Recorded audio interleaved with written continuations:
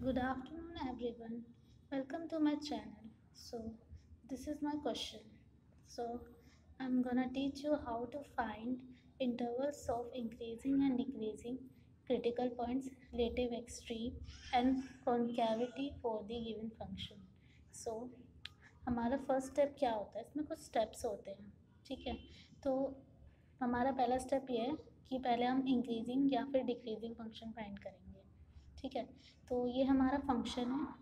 तो आपको पता होगा, ट्वेल्थ में शायद आपने सीखा होगा इंक्रीजिंग और डिक्रीजिंग निकालना। सबसे पहले हम उसका फर्स्ट डेरिवेटिव लेते हैं।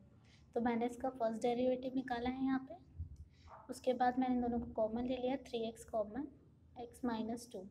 अब हमें पता है जब हम फर्स्ट डेरिवेटिव निकालते हैं तब उसको हम ज़ीरो के इक्वल रखते हैं। तो मतलब ये फंक्शन हमारा ज़ीरो के इक्वल है, ठीक है? अब जब हम इसको ज़ीरो के इक्वल रखेंगे तो x minus 2 equal to zero, तो हमें ये 2 देगा, और 3x इक्वल टू ज़ीरो ये हमें ज़ीरो देगा। तो अब ये दोनों हमारे क्रिटिकल पॉइंट्स हो गए। तो अब इन क्रिटिकल पॉइंट्स को हम नंबर लाइन पर प्लॉट करेंगे। तो ये 0 टू माइनस इन्फिनिटी से इन्फिनिटी के बीच में। अब देखिए, हमें पता है कि 0 के लेफ्ट साइड पे नेगेटिव होता है, 0 के राइट पे पॉजिटिव होता है। ये हमारा दूसरा पॉइंट था 2। ऐसे ही 2 के यहाँ पर लेफ्ट साइड पे नेगेटिव एंड 2 के राइट साइड पे पॉजिटिव लिखेंगे, ठीक है? तो ये जो हम लिख रहे हैं प्लस माइनस, ये हम इंक्रीजिंग और डिक्रीजिंग फाइंड करने के लिए लिख रहे हैं। अभी आपको समझ आएगा।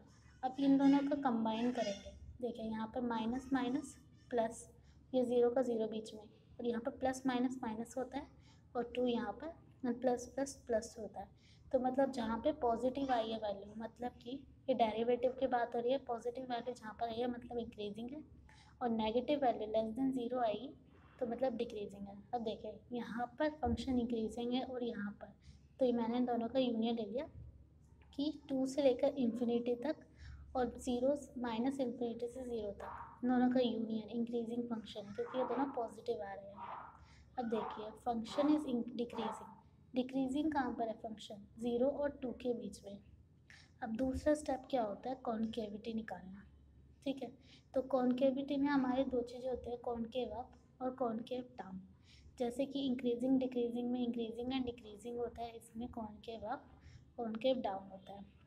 इसको निकालने के लिए हम सेकेंड डेरिवेटिव निकालते हैं।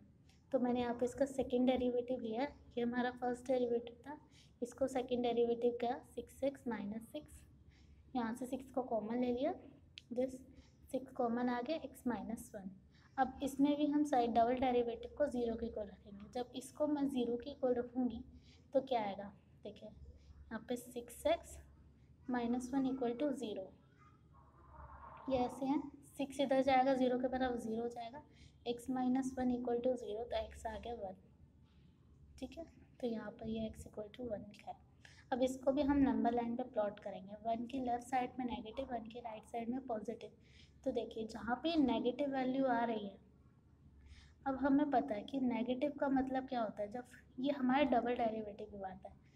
फर्स्ट डेरिवेटिव में क्या होता है, जो भी चीज़ नेगेटिव होती है मतलब कि डिक्रीजिंग है, पॉजिटिव होती है तो इंक्रीजिंग है। लेकिन सेकंड डेरिवेटिव में जो चीज़ नेगेटिव होती है तो मतलब वो हमें मैक्सिमा शो करता है ना? जो चीज़ नेगेटिव होती है वो हमें मैक्सिमा शो करता है, और जो चीज़ पॉजिटिव में जाती है, मतलब कि अगर हमारा इंटरवल पॉजिटिव है, जैसे कि ये हमने पढ़ा था कि अगर हमारा डबल डेरिवेटिव पॉजिटिव है, ज़ीरो से बड़ा है, तो मतलब हम मिनिमा फाइंड करते हैं, और जब लेस देन होता है तो मैक्सिमा। ये फर्स्ट और सेकंड डेरिवेटिव में थोड़ा डिफरेंस होता है। सो देखिए ये 1 से लेकर इन्फिनिटी तक पॉजिटिव जा रहा है, तो मतलब ये मिनिमा हुआ हमारा, तो यहाँ पर ये कॉनकेव अप होगा, ठीक है? और कॉनकेव डाउन लेस देन आ रहा है।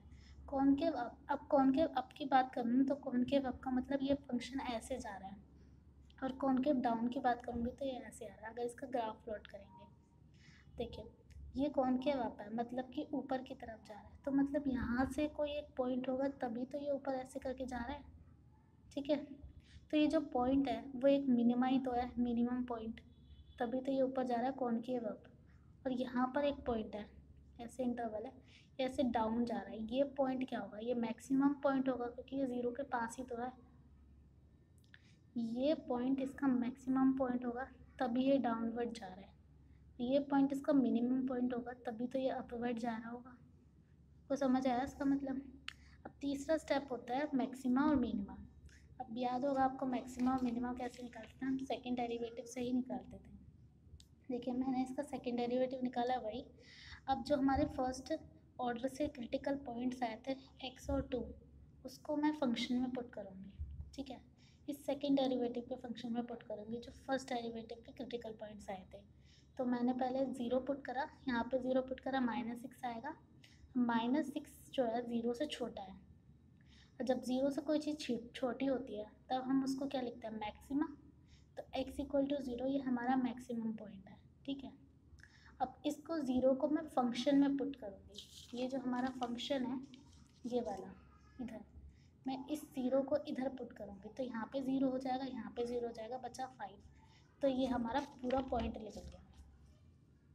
पॉइंट होता नहीं है x और y, x हमारा 0 है, y हमारा कैसे निकला, फंक्शन में पुट करके। तो ये हमारा हो गया पॉइंट, ये 0,5 ये हमारा हो गया मैक्सिमम पॉइंट, क्योंकि ये चीज़ जो थी मैक्सिमा थी तो ये हमारा मैक्सिमम पॉइंट हो गया। सिमिलरली जब मैं 2 को डेरिवेटिव में पुट करा, इसके अंदर फर्स्ट के क्रिटिकल पॉइंट्स को सेकेंड डेरिवेटिव में मैंने पुट करा है, यहाँ पे मैंने 2 को पुट करा, तो यहाँ पे 12 हो गया, -6 आया 6, तो 6 आया, 0 से बड़ा है, मतलब कि हमें मिनिमम पॉइंट देना। मिनिमम पॉइंट के लिए हमें 2 पॉइंट चाहिए थे, x और y। x तो हमें पता ही है, y हम फंक्शन में पुट करके लगाए, तो मैंने यहाँ पे ये फंक्शन में पुट करा है y की वैल्यू, तो यहाँ पे हमें 1 दे दिया, जिस ग्रेटर देन देना मिनिमम पॉइंट, ये पॉइंट हो गया 2,1, ठीक है। अब फोर्थ स्टेप होता है हमें एसिम्पटोट्स निकालना, ठीक है। तो हम एसिम्पटोट्स भी ना हमारे दो तरीके के होते हैं, एक तो हमारा वर्टिकल एसिम्पटोट होता है, एक हमारा हॉरिजॉन्टल एसिम्पटोट होता है। तो वर्टिकल एसिम्पटोट में क्या होता है, ये जो है ना अंडरस्टैंडिंग के लिए, ये हमें क्वेश्चन में आंसर में अपने सॉल्यूशन में इंक्लूड नहीं करना, या ऐसे तो बनाना है, लेकिन मैं समझाने के लिए बता रही हूँ, ठीक है। एक वर्टिकल होता है, एक हॉरिजॉन्टल होता है। तो वर्टिकल में अगर वर्टिकल एसिम्पटोट होगा तो उसकी कंडीशन क्या होगी, हमें कोई ऐसा एक फाइनाइट वैल्यू निकालनी पड़ेगी जिससे हमारा जो फंक्शन है इन्फिनिटी की वैल्यू दे दे, ठीक है। तो ये चीज़ हमें फाइंड करनी होती है वर्टिकल एसिम्पटोट में। हॉरिजॉन्टल एसिम्पटोट में हमें क्या करना पड़ता है कि हमें फंक्शन में जो लिमिट है इन्फिनिटी करनी पड़ती है, और अगर हम फंक्शन में इन्फिनिटी पुट कर दें, अगर वो हमारी कोई फाइनाइट वैल्यू दे दे, तो ये हमारा हॉरिजॉन्टल एसिम्पटोट देगा। देखिए जैसे कि यहाँ पर अगर मैं फंक्शन में कोई भी फाइनाइट वैल्यू फाइंड ही नहीं कर पा रही, इसमें कोई ऐसी वैल्यू फाइंड ही नहीं कर पा रही जिससे मेरा फंक्शन इन्फिनिटी हो जाए, जैसे कि मान लो ये है, ये मेरा फंक्शन था, ठीक है। मैं इसमें क्या लिमिट पुट करूँ जिससे मेरा इन्फिनिटी हो जाए, कोई फाइनाइट वैल्यू, कोई भी 1 2 3 4, अब कोई भी लिमिट मैं पुट करूँगी, एक्स की जगह तो वही वैल्यू पुट करूँगी ना। मान लो 100 करा, मेरी कोई इन्फिनिटी तो वैल्यू दे ही नहीं रहा, मैं 999 लिख दूँगी, इन्फिनिटी तो दे ही नहीं रहा, तो मतलब मेरे वर्टिकल एसिम्पटोट नहीं है। अब मान लो मैंने दूसरे में हॉरिजॉन्टल एसिम्पटोट के लिए मुझे इन्फिनिटी पुट करना पड़ता है, और उसके लिए मुझे लिमिट फाइनाइट वैल्यू होनी चाहिए, तो मैं इधर इन्फिनिटी पुट कर रही हूँ, इन्फिनिटी इधर पुट करूँगी, इन्फिनिटी। जब इन्फिनिटी से इन्फिनिटी करूँगी तो वैल्यू भी क्या आएगी हमारी, इन्फिनिटी, ठीक है। तो देखो मैंने यहाँ पे लिमिट में इन्फिनिटी पुट करी है, और यहाँ पे मैंने इन्फिनिटी पुट करी है, वो जो इन्फिनिटी ही दे रहा है, तो यहाँ पर कोई भी हॉरिजॉन्टल एसिम्पटोट नहीं है और ना ही वर्टिकल एसिम्पटोट है, ये भी कोई पॉसिबल नहीं हो पा रहा क्योंकि मुझे यहाँ पे इन्फिनिटी नहीं मिल रही, और यहाँ पे ना ही मुझे फाइनाइट वैल्यू मिल पा रही है, इसीलिए हमारा कोई एसिम्पटोट नहीं है। अब फिफ्थ स्टेप क्या होता है, वर्टिकल टेंजेंट या कस्प निकालना। तो टेंजेंट और कस्प ये सेम होता है एसिम्पटोट की तरह, ठीक है। एसिम्पटोट्स की तरह ये सेम होता है, वर्टिकल टेंजेंट और कस्प निकालना, ठीक है। अब ये जो स्टेप्स है वर्टिकल टेंजेंट के लिए फॉलो होंगे, ठीक है। अगर मैं यहाँ पर कोई भी फाइनाइट वैल्यू, कोई भी सी के नेगेटिव में जाऊँ, अगर वो मुझे प्लस इन्फिनिटी दे और उसके पॉजिटिव में जाऊँ वो भी प्लस इन्फिनिटी दें, तो ये वर्टिकल टेंजेंट होगी। और दोनों नेगेटिव दे, दूसरे स्टेप में अगर दोनों नेगेटिव दे रही हैं तो भी वर्टिकल टेंजेंट होगी। कस्प के लिए उल्टा होता है, अगर हमारा नेगेटिव वाला पॉजिटिव दे और पॉजिटिव वाला नेगेटिव दे तब ये कस्प होगी, या फिर अगर हमारा नेगेटिव वाला negative they left hand limit, और अगर हमारा राइट हैंड लिमिट पॉजिटिव दे तब भी हमारी कस्प होगी, ठीक है। देन यहाँ पर हम लगा रहे हैं, तो ना ही मैं इसके लेफ़्ट और राइट में दोनों में जा रही हूँ, ना ही मुझे पॉजिटिव इन्फिनिटी मिल रही है ना ही नेगेटिव इन्फिनिटी मिल रही, is not possible for any finite c. हमने अभी देखा था जब मेरे को यहाँ पे मैंने कोई भी फाइनाइट वैल्यू मुझे मिल ही नहीं थी जो मुझे इनफाइनाइट वैल्यू दे, ठीक है। तो इसीलिए ये भी पॉसिबल नहीं हो पा रहा, तो there is no vertical tangent और कस्प। अब फोर्थ सिक्स्थ पॉइंट ये होता है इंटरसेप्ट पॉइंट। यहाँ पे इंटरसेप्ट है, फोर्थ सिक्स पॉइंट है इंटरसेप्ट पॉइंट। इंटरसेप्ट आपको पता ही होगा, इंटरसेप्ट होते क्या थे, जैसे कि कोई भी जा रही है, कोई भी लाइन एक्सिस को टच करती है ना, वो हमारे इंटरसेप्ट पॉइंट्स होते हैं। तो मतलब क्या, अगर मैं ये इंटरसेप्ट निकालूँ, यहाँ पर हमारा y0 है, ठीक है, ये वाला हमारा x0 है। अब x जब ज़ीरो होगा तो y की कोई ना कोई यहाँ पे वैल्यू होगी। सिमिलरली यहाँ पे जब y ज़ीरो है तो x की कोई ना कोई वैल्यू होगी। तो इसको निकालने के लिए वही करते हैं, जब मैं x को ज़ीरो लिखूँगी, y की वैल्यू निकाल ली, y की वैल्यू 5 है। सिमिलर जब मैं y को ज़ीरो रखूँगी फंक्शन में, मैं यहाँ पे फंक्शन में पुट करूँगी इसकी वैल्यू, ठीक है, y को ज़ीरो रखूँगी, तब ये वैल्यू x की कोई ना कोई मुझे देगा। तो ये हमें ऐसे ही फाइंड करनी होती है। अब सेवंथ स्टेप, ये जो हमारा लास्ट स्टेप होता है कर्व स्केचिंग का। अब जो भी हमें पॉइंट्स मिले ना इन सभी में से, इनको हमें इसमें लिखना होता है। अब 0,5 हमें पता था क्या पॉइंट था, मैक्सिमम पॉइंट था, और ये हमें इंटरसेप्ट पॉइंट भी मिला था, है ना। और 2,1 ये मिनिमम पॉइंट था, और 1,3 ये हमारा इन्फ्लेक्शन पॉइंट था, ठीक है, इन्फ्लेक्शन पॉइंट। अब आपको, और यहाँ पे कोई एसिम्प्टोट नहीं थे, कोई कस्प नहीं थे, ये मैंने प्लॉट करा। यहाँ पे एक्सिस ली, देखिए ये 0,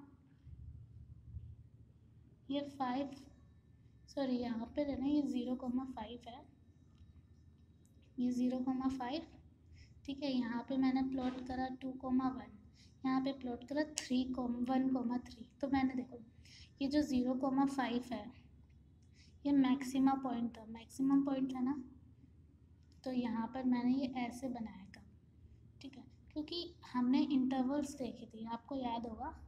मैं आपको बैक साइड पे लेके जाती हूँ। देखिए ये मेरे वर्टिकल कॉनकेव अप और कॉनकेव डाउन निकाले थे ना। तो कॉनकेव अप अब कहाँ जा रहा है, -1 से लेकर इन्फिनिटी तक अप जा रहा है, और -इन्फिनिटी से 1 तक डाउन जा रहा है। तो याद रखिए, तो ये जो ऊपर नीचे ना मैंने इसीलिए करा है। तो 1 से इन्फिनिटी तक, मतलब 1 से लेकर यहाँ तक इन्फिनिटी तक कॉनकेव अप है। तो मैंने ये जो ग्राफ है ना, ये देखिए ये ऊपर की तरफ ही तो जा रहा है, ऐसे इस पॉइंट पे आया, तो मैंने इसको ऐसे ऊपर ले जा रही हूँ, ठीक है। और ये -1 से लेकर माइनस इन्फिनिटी से लेकर 1 तक डाउनवर्ड जा रहा था, कॉनकेव डाउन, राइट। तो मैंने इसको ये ऐसे डाउनवर्ड कर दिया यहाँ पर। पहले तो मैंने पॉइंट शिफ्ट कर दिया, देखिए मैं दोबारा आपके लिए ग्राफ बनाती हूँ। ऐसे है एक पॉइंट, एक ऐसे है, पहले मैंने प्लॉट कर दिया यहाँ पे 0,5 मैंने प्लॉट कर दिया, ठीक है। यहाँ पे प्लॉट कर दिया मैंने 2,1, यहाँ पे प्लॉट कर दिया मैंने 1,3, ठीक है। अब हमें पता था कि 1 से लेकर इन्फिनिटी तक कॉनकेव अप जा रहा है, ठीक है, और -इन्फिनिटी से लेकर 1 तक कॉनकेव डाउन जा रहा है, ठीक है। तो अप कहाँ जा रहा है, 1 से लेकर इन्फिनिटी तक, तो यहाँ पर मैंने ऐसे अप वाला बना दिया, ऐसे हाफ बनाएंगे, ठीक है, ताकि मैं बाद में ज्वाइन कर दूँ। अब -1 से 1 तक, -इन्फिनिटी से 1 तक डाउन जा रहा है, तो मैं यहाँ पर इस पॉइंट को मैं डाउन कर दूँगी, ऐसे ऐसे डाउन ले जाऊँगी, ठीक है। अब मुझे इस पॉइंट से भी मिलाना है, राइट। अब मेरा तीसरा पॉइंट, अब ये जो 1,3 है ना, इन्फ्लेक्शन पॉइंट होता है, ठीक है। इन्फ्लेक्शन पॉइंट मतलब कि एक टर्निंग पॉइंट की तरह, लाइक एक तरफ ये ऐसे ऐसे जा रहा है, लाइक ये ऐसे होता है, ऐसे ये मेरा पॉइंट है, तो ये ऊपर जा रहा है और दूसरा नीचे आ रहा है, ताकि इन दोनों को जॉइन करने के लिए, ताकि ये जैसे कि ये फॉर एग्जांपल ये मेरा पॉइंट है, ठीक है, तो ये इन्फ्लेक्शन पॉइंट है, तो ये थोड़ा ऐसे टर्न होगा, फिर ये ऐसे इससे मिलकर जाएगा, ठीक है। ये ऐसे ऐसे सर्कल में जाता है, सीधा नहीं जाता यार, राइट। तो यार सीधे नहीं कर रहे, तो ये ऐसे मिलाना है हमें। सो देख लीजिए। और मैं आपको एक और बात बता दूँ, ये जो 1,3 इन्फ्लेक्शन पॉइंट है, ये हमें इसी से ही मिलता है, कॉनकैविटी में मिलता है, हमें 1,3 जो है 1,3 हमें कॉनकैविटी से मिलता है। जो हमारा 1 पॉइंट मिला था ना सेकंड डेरिवेटिव से, इस 1 पॉइंट को भी मैंने यहाँ पे फंक्शन में पुट कर दिया, तो यहाँ से हमें 5 मिला है, 1,3 सॉरी यहाँ पे 3 मिला, 1 पुट करेंगे तो y की वैल्यू 3 आ जाएगी। तो ये हमारा इन्फ्लेक्शन पॉइंट है जो हमें कॉन्केविटी से मिलता है। ये याद रखिएगा कि यहीं से ही हमें इन्फ्लेक्शन पॉइंट मिलता है। ये इसी फंक्शन से हमें पॉइंट मिलता है, inflection point. So that's all for today. If you think my video is useful for you, please like, share and comment.